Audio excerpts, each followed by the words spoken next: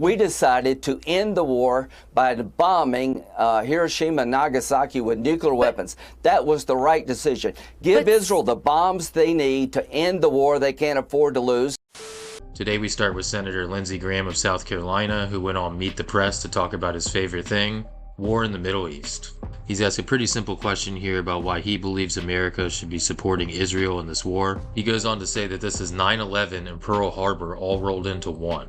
He then goes on to say that America dropped bombs in Japan, so therefore Israel should be able to drop bombs, whatever bombs that they need to drop, and that America should be providing those bombs for Israel to use. Israel is surrounded by forces, terrorist groups that want to destroy the Jewish state, not help the Palestinians. This is 9/11 and Pearl Harbor all rolled into one. To abandon Israel under these circumstances would be outrageous, it would be dangerous, and Republicans are going to fight back against Bernie Sanders and the squad. Senator, let me just push you a little bit, though, because, of course, the United States has provided Israel with tens of thousands of bombs and missiles, just to prove some $14 billion in military aid last month. So the United States, even the IDF has said, has given it an extraordinary amount of support. I want to ask you, though, do you think Israel is in any way prepared to listen to work with President Biden, and is he trustworthy? And let me ask it this way. In a survey this week, more than half of Israelis said they thought Prime Minister Netanyahu's chief consideration was his own political survival. You've said you trust Israel more than the U.S. Defense Secretary, but why should Americans trust Netanyahu to put the United States' interests first? Americans should be all in helping Israel against an existential threat. The one thing Israel and America has in common, Hamas would attack us if they could. Iran is the largest state sponsor of terrorism that shouts death to America, and Hezbollah is in the same camp. I guess the question is, why does Israel need the most massive bombs that can potentially level an entire bloc in order to wage this war? Why can't it be more precise? Listen, you know, here's what I would say about fighting an enemy who wants to kill you and your family. Why did we drop 2 bombs, nuclear bombs, on Hiroshima and Nagasaki? To end a war that we couldn't afford to lose. You don't understand, apparently, what Israel is facing. They're facing 3 groups. Iran, who has received $80 billion in aid. When Trump left office, they were exporting 300 barrels of oil a day. Now they're at 1.3 million a day. They've been enriched by Biden. They're taking that money to kill all the Jews. So when we were faced with destruction as a nation after Pearl Harbor, fighting the Germans and the Japanese, we decided to end the war by bombing Hiroshima and Nagasaki with nuclear weapons. That was the right decision. Give Israel the bombs they need to end the war they can't afford to lose, and work with them to minimize casualties. Senator, military officials would argue that there has been so much technology since those bombs were dropped that for that very reason, that is why Israel and other developed countries can be more precise.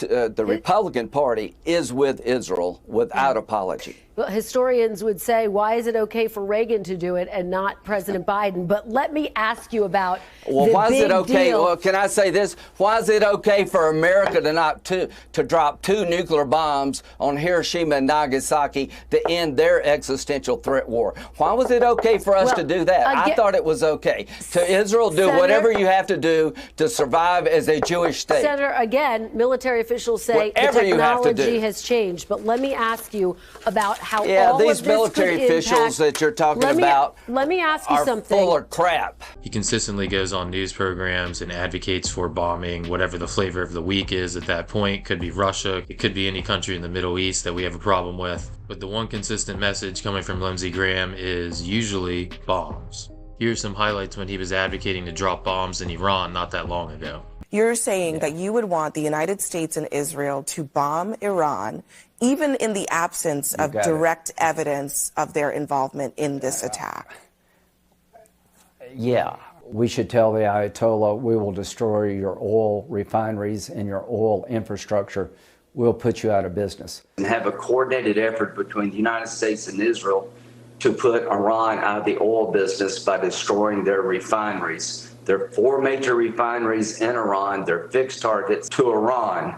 If this war escalates with Hezbollah, we're all going to come after you. If this war escalates, we're going to blow up your oil refineries and your oil infrastructure. We should take down an Iranian oil refinery. Destroy it. There are 4 refineries. Destroy it. Eventually, we're going to have to deal with this regime by taking it down. A death blow to Iran would have the Arab-Israeli conflict end. We need to let them know they're a legitimate military target. What I would do is I would bomb Iran's oil infrastructure. If you're wondering what Democrats in Congress think about this current crop of Republicans in D.C., here is Jerry Nadler talking about how they need to defend Mike Johnson. Another drama playing out that I want to get to while I have you is playing out in the House is the Republican civil war over Mike Johnson's speakership. Congresswoman Marjorie Taylor Greene says she's moving forward next week with a vote to oust Johnson. House Democrats have said they will come to his rescue. Do you believe that will happen? I suspect that she won't actually carry through on the threat. But we are right that if she does, we should save him, because as much as we disagree with him on everything, almost everything, we can't permit him to be punished for doing the right thing.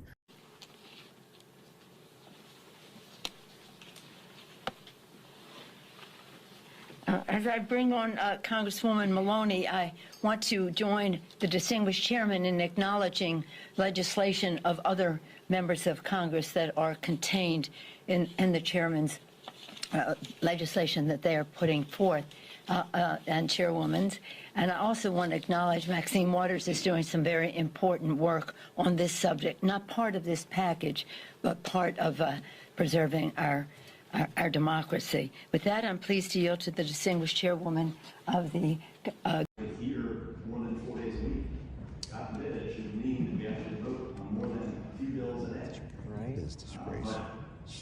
I'm ready to work, and it may be hard for some members to adjust to on the other side, but I would say that we should do this for the people we represent, to ensure that these regulations that are promulgated by a bureaucracy that is unresponsive. You know, the Department of Health and Human Services from 2001 to 2017 issued 2,952 rules. 77% were unconstitutionally issued without a principal agency officer approval. So nobody accountable to the people signed off on these things. Of the Food and Drug Administration final rules, 98% were invalid. So we got an unelected, unaccountable bureaucracy issuing thousands and thousands of rules, and the American people are unrepresented.